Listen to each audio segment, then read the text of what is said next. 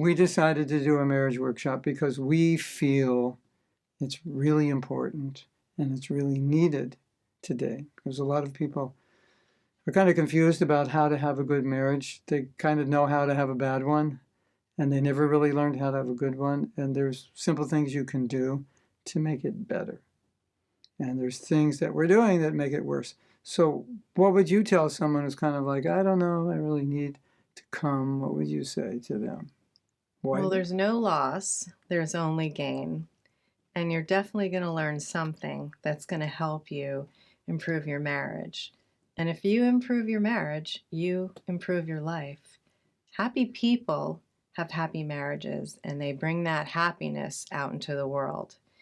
And frustrated people tend to have frustrated marriages, and they bring that out into the world. So you are a vehicle or a vessel for what you want to offer and give the world. And it all starts in the home and in the relationships in the home. So it's as important as eating and breathing and sleeping and serving to work on your relationship and make it better all the time. And if there are courses and retreats where you can learn how to do that in a safe and fun and enjoyable environment, then why wouldn't you? Plus, this is not just a workshop. You could kind of see it like a night out because you're going to be interacting with your partner, doing fun exercises. They're going to help you to get to know one another better.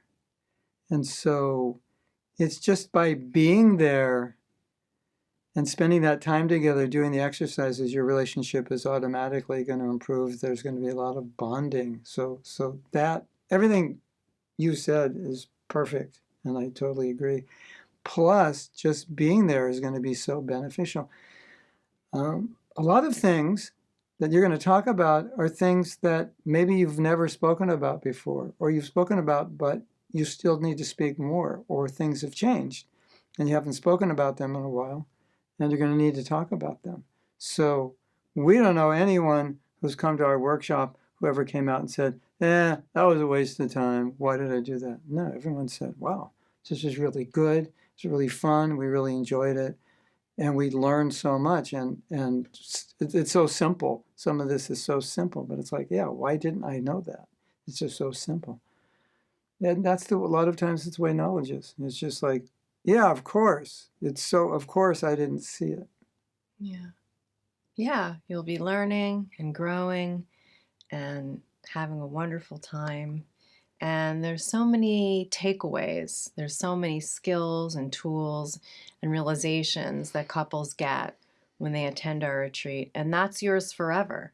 So wherever your relationship is at when you start the retreat, it's going to be better when you leave the retreat.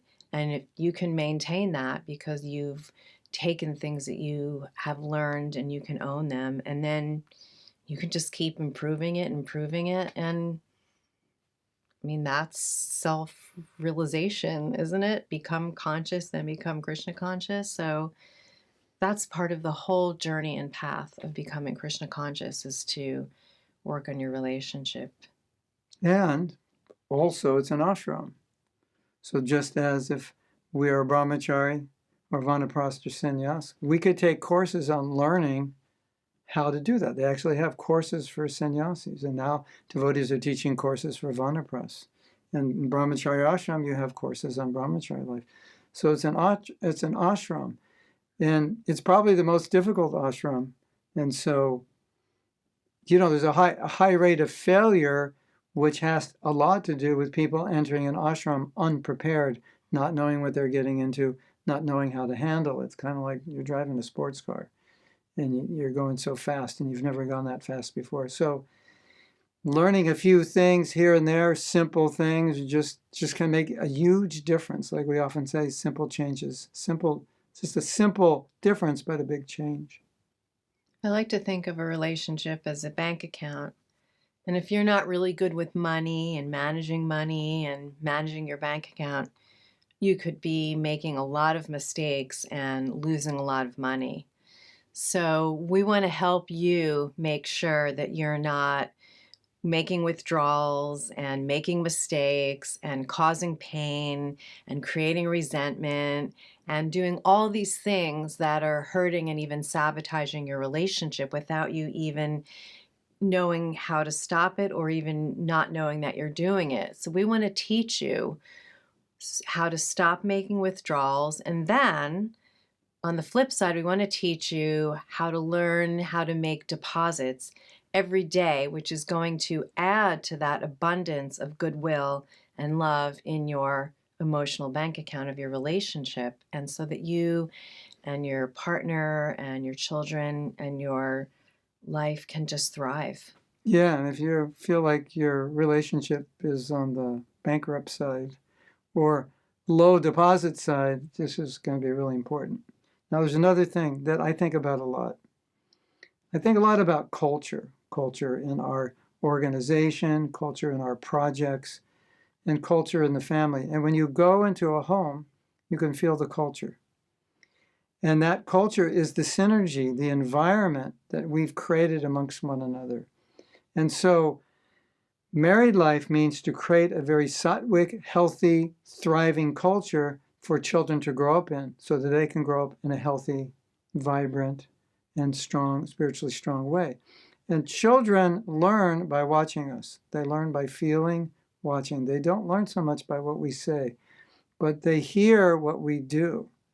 And so it's actually, you owe it to your children to improve your marriage, because they're also going to learn how to be husbands and wives by how we model that. So you may think, oh, I'm okay. Think about your kids.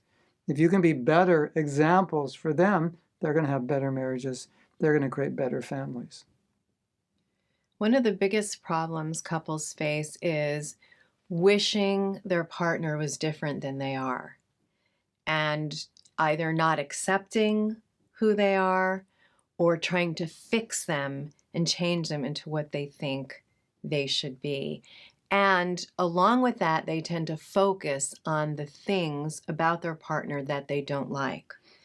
And that causes a lot of negative attitude. And when you're in a negative attitude, you can't even appreciate the very things that the person does offer, does have, or can contribute. And so you're really stuck. So we help couples get realistic about who they've married and how to be more accepting of who that person is, let go of trying to turn them into something they're not, and then also take on a mood of appreciation, seeing the good, appreciating the little things that they're actually doing for them every day. And when you have a mood of appreciation towards your partner, things really change and they start appreciating you. And don't forget, your partner is not perfect, although you thought he or she was when you first met them. But you get to learn that there's another person. And like Jahnava was saying, that's okay, because you married the person that you were attracted to. You just got another person. And that other person is also going to be a different person in 10 or 20 years. And we need to be able to adapt to the changes in them and their lifestyles and their way of thinking in an affectionate and responsible way so that we can navigate this marriage.